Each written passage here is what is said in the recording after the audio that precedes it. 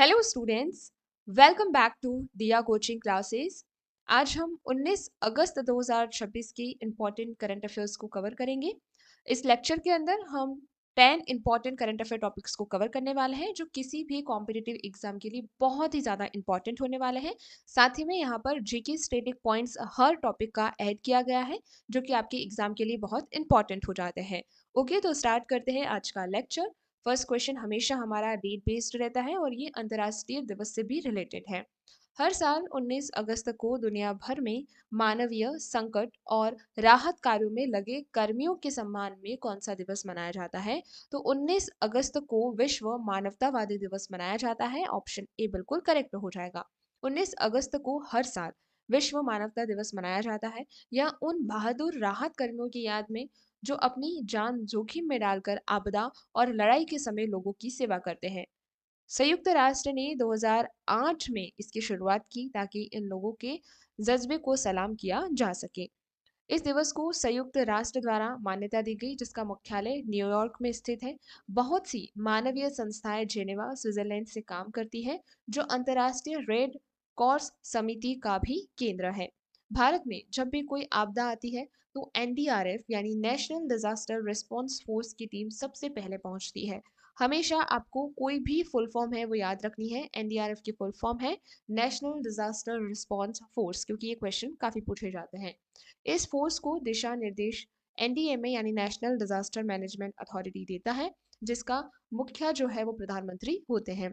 आपदा के अलावा भारत सामाजिक सुधारों के लिए अंतर्राष्ट्रीय साक्षरता दिवस 8 सितंबर को मनाता है। वहीं दुनिया भर में शरणार्थी की मदद के लिए 20 जून को विश्व शरणार्थी दिवस भी मनाया जाता है। इन सभी का मकसद एक ही है, वसुधैव कुटुंबकम यानी पूरी दुनिया एक परिवार है की भावना को बढ़ाना।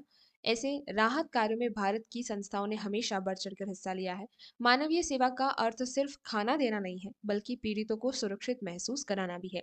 सेवा का यह भाव ही किसी भी देश को एक जिम्मेदार वैश्विक ताकत बनाता है। नेक्स्ट क्वेश्चन और टॉपिक जो है वो हमारा नियुक्ति से रिलेटेड है। सार्वजनिक क्षेत्र की प्रमुख कंपनी गेल गेल इंडिया लिमिटेड के नए चेयरमैन के रूप में किसे नियुक्त किया गया है? तो गेल के नए चेयरमैन हैं मनोज जैन। ऑप्शन ए सही होगा। वरिष्ठ ऊर्जा विशेषज्ञ मनोज जैन को गेल का नया चेयरमैन नियुक्त किया गया है। गेल का फुल फॉर्म यहाँ पर आपको याद रखना है gas authority of India limited. देश में पाइपलाइन के जरिए गैस पहुंचाने वाली सबसे बड़ी कंपनी है। यह नियुक्ति देश की ऊर्जा जागरूकता को पूरी करने और गैस नेटवर्क बढ़ाने के लिए बहुत अहम होती है। गेल को सरकार ने महारत्न का दर्जा दिया है जो सबसे बड़ी सरकारी कंपनियों को मिलता है। महारत्न बनने के लिए कंपनी का शेयर बाजार में लिस्टेड होना और बहुत मुनाफे में होना जरूरी होता है। ऐसी बड़ी कंपनियां सरकारियों के प्रमुख चुनने के लिए पब्लिक इंटरप्राइजेस सिलेक्शन बोर्ड की कमेटी होती है। वर्तमान में सरकार का लक्ष्य है कि हम पेट्रोल डीजल की बजाय प्राकृतिक गैस पर ज्यादा ध्यान दें। इसके लिए petroleum and natural gas authority, regulatory board जैसी संस्थाएं काम करती है। हजीरा विजपुर जगदीशपुर HVJ पाइपलाइन इस पूरे नेटवर्क की सबसे पुरानी और बड़ी कड़ी है। ऐसी कंपनियां देश को ऊर्जा आत्मनिर्भर यानी एनर्जी इंडिपेंडेंट बनाने में मदद करती है। ऊर्जा के मामले में बढ़ती आत्मनिर्भरता देश के व्यापार को भी बढ़ाती है। गेल गैस उपक्रम न केवल गैस देते हैं बल्कि लाखों लोगों को रोजगार भी देते हैं। देश की आर्थिक प्रगति ऐसी महारत्न कंपनियों की मजबूती पर टिकी है।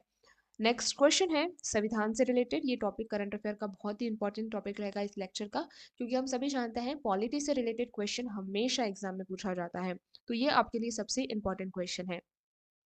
लोक सेवकों को नौकरी से निकालने के खिलाफ अनुच्छेद 311 किस भाग में है? क्योंकि ये अभी चर्चा में रहा है इसलिए प्रश्न पूछा जा सकता है कि अनुच्छेद 311 जो है वो किस भाग का है। तो ये हमारा ऑप्शन सी यानी पार्ट 14 से रिलेटेड है ना। संविधान का भाग 14 में 311 है।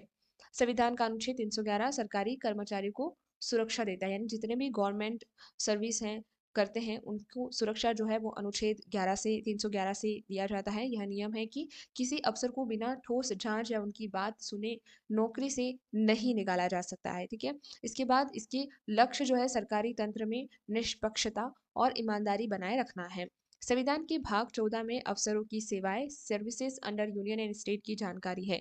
इन्हीं सेवाओं में यूपीएससी यानी यूनियन पब्लिक सर्विस कमीशन का सबसे बड़ी संस्था है जो भर्तियां करती है। यूपीएससी के अध्यक्षता का जो कार्यकाल है वो 6 साल या 65 साल की उम्र तक होता है, जिसका जो पूरा वो है वो अनुच्छेद 316 के अंदर लिखा हुआ है कि अध्यक्ष कितने साल कार्यकाल रहेंगे और वो कितने साल की उम्र में रिटायर होते हैं। ये सारी चीजें अनुच्छेद 316 के अंदर लिखी गई है। अगर अफसर कोई शिकायत हो तो कैट यानी सेंट्रल एडमिनिस्ट्रेटिव ट्रिब्यूनल में जा सकता है। इस पूरे अफसरशाही का ढांचा सरदार पटेल जी ने तैयार किया था, इसलिए उन्हें सिविल सेवा का संरक्षक कहते हैं। अफसरों को भर्ती और सेवा शर्तों का जो नियम है वो 309 अनुच्छेद के तहत सरकार बनाती है कि कितनी भर्तियां निकलेंगी वगैरह सारी चीज अनुच्छेद 309 के अंदर बनाती है सरकार। इन सभी सेवाओं का जो मुख्य उद्देश्य देश का सही तरीके से प्रशासन चलाना है। एक ईमानदार अफसर ही सरकार की योजनाओं को आम जनता तक पहुंचाता है। इसलिए संविधान में उन्हें सुरक्षा देना जरूरी है ताकि वो राजनीतिक दबाव से बच सके। यह सुरक्षित और स्वतंत्र सिस्टम ही लोकतंत्र की असली ताकत है।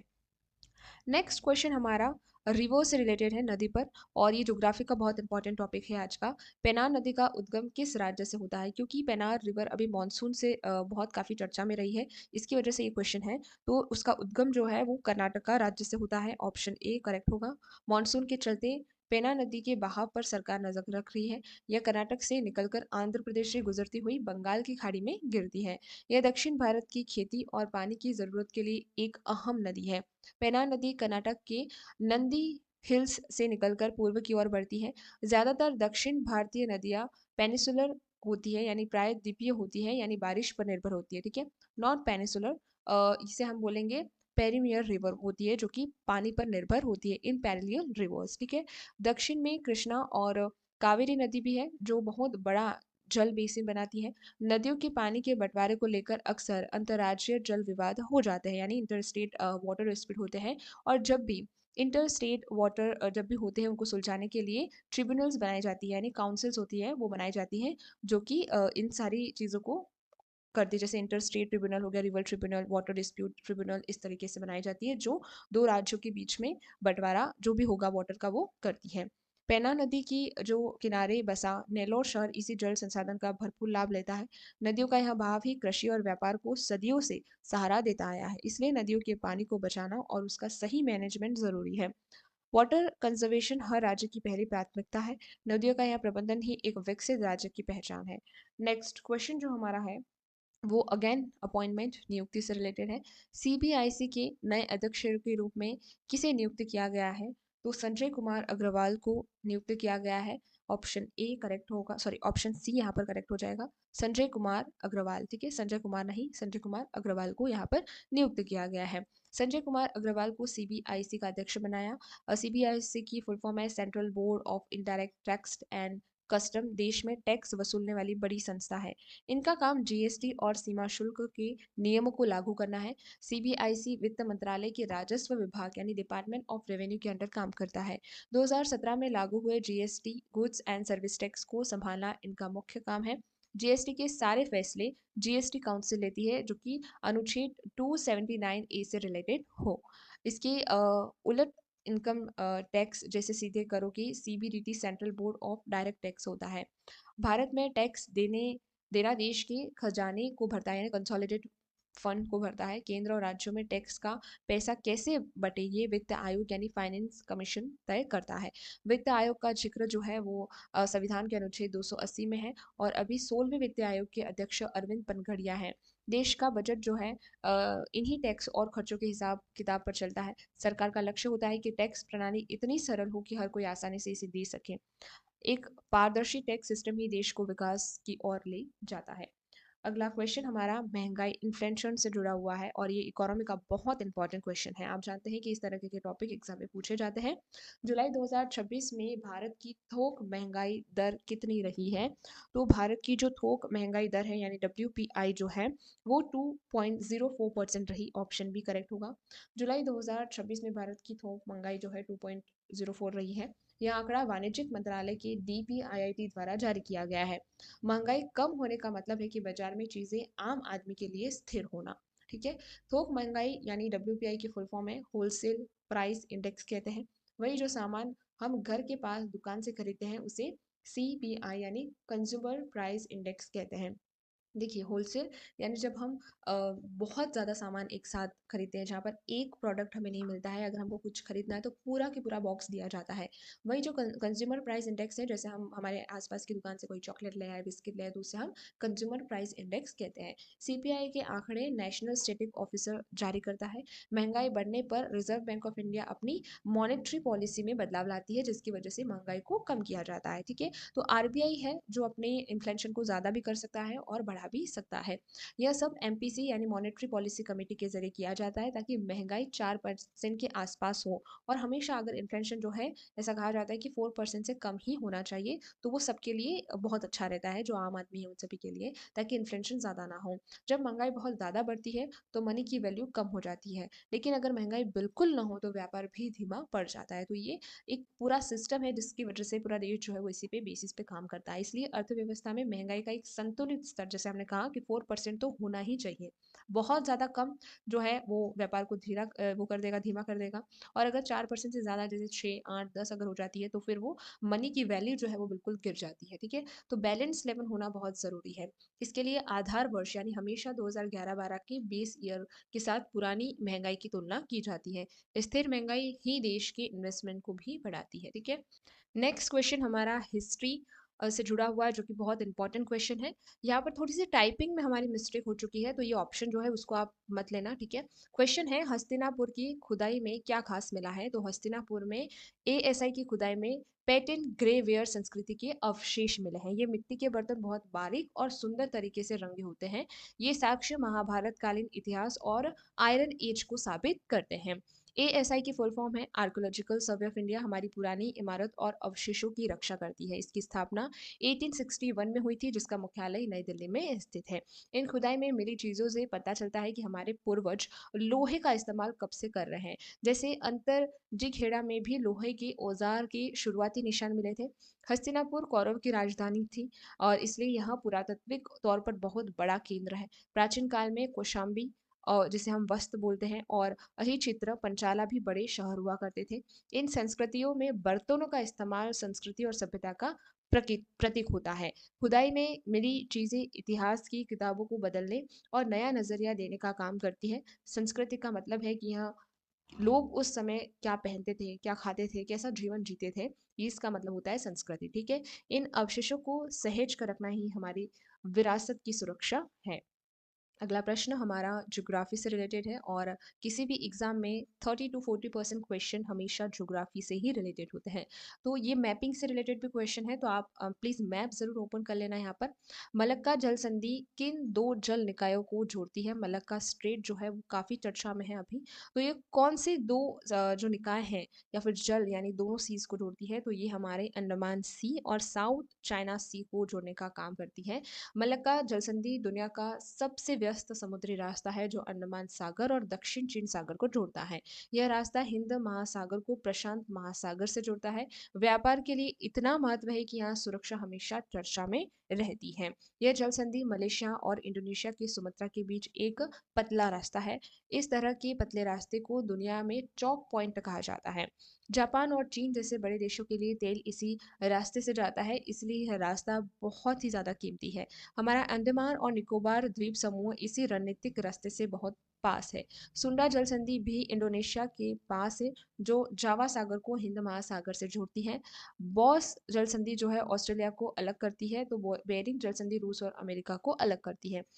इंग्लिश चैनल को उत्तरी सागर से डोवर संधि जो है वो जोड़ती है। गिब्राल्टर जल संधि जो है भूमध्य सागर का प्रवेश द्वार माना जाता है। इन जनसंधियों को कंट्रोल होना किसी भी देश के लिए सैन्य और व्यापारिक जो परिस्थितियां हैं या फिर जो है वो बहुत इंपॉर्टेंट होता है। समुद्री व्यापार का यहाँ जाल ही पूरी दुनिया की अर्थव्यवस्था को एक दूसरे से जोड़ता है। तो स्ट्रेट्स जो है वो बहुत इंपॉर्टेंट है। जैसे कि अगर हम कहें कि अगर हम मलक्का का अगर स्टेट जो है उसे हम बंद कर दें, तो चाइना और जापान को अगर ऑयल चाहिए तो कितना घूम फिर कर उनको आना पड़ेगा, राइट। तो ये स्टेट्स जो है वो बहुत इंपॉर्टेंट ट्रेड के लिए बहुत इंपॉर्टेंट पॉइंट्स होते हैं।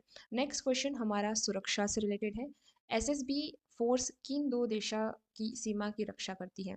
SSB जो फोर्स है वो किन दो देशों की सीमा की रक्षा करती है, तो ये नेपाल और भूटान की जो सीमा है, बॉर्डर है, उसकी रक्षा करती है।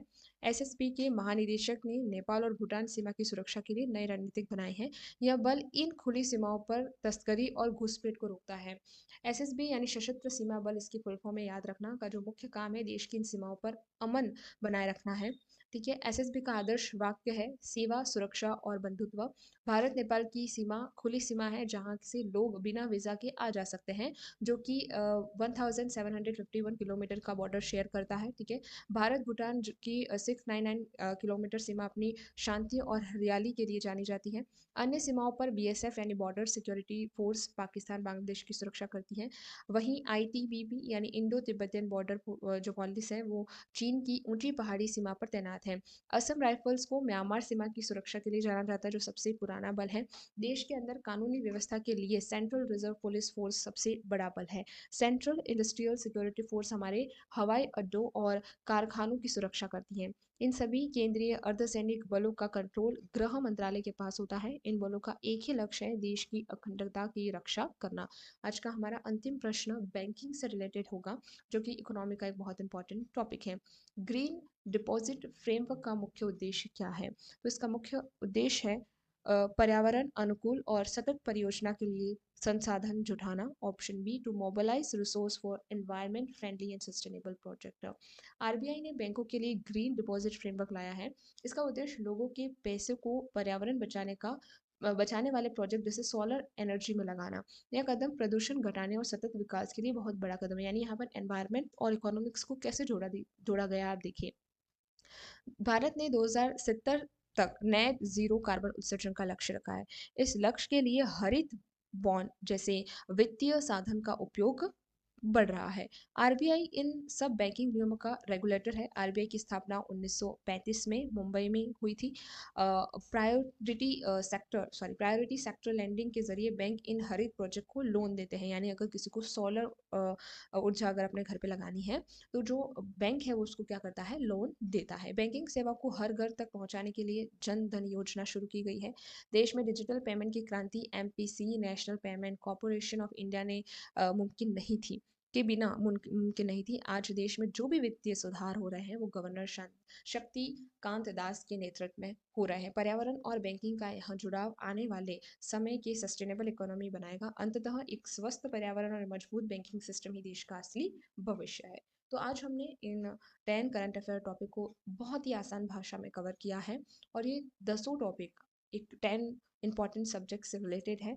आप देख सकते हैं कि कितने इंपॉर्टेंट ये क्वेश्चन है, और 100% संभावना है कि आपके क्वेश्चन यहाँ से बनते ही बनते हैं।